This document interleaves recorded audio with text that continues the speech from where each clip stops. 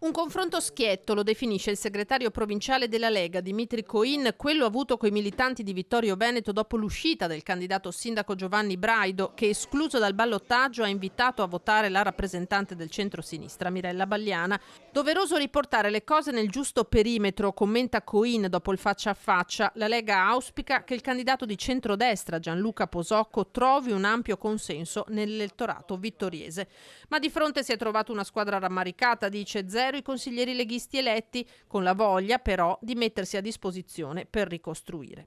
Ricompattare il centrodestra è l'obiettivo anche di Forza Italia, che ha scommesso su Posocco dal primo turno. Penso sempre che quando il centrodestra si divide al primo turno sia una sorta di primaria e poi si vada in appoggio del candidato che rimane.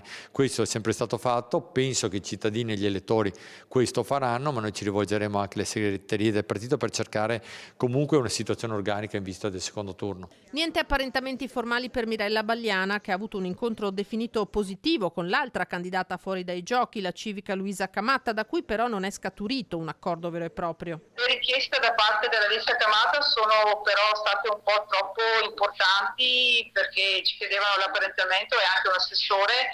Purtroppo in questo momento non siamo nelle condizioni di fornire questa possibilità, però resta tuttavia aperta sicuramente la strada di una futura collaborazione. L'appoggio di Braido e lo sconquasso causato nel centrodestra fanno inevitabilmente il gioco della candidata di centrosinistra. Penso che la posizione di Braido, che è del tutto personale o rispecchia la sua area politica, sia più che altro una considerazione di stima verso la mia persona. Dall'altra parte continuiamo a vedere insomma un po' di difficoltà per quanto riguarda il centrodestra, ma insomma non entriamo nelle questioni altrui. E dunque Balliana tira dritto e prosegue la sua campagna. Continuiamo a avere molto consenso da parte dei cittadini.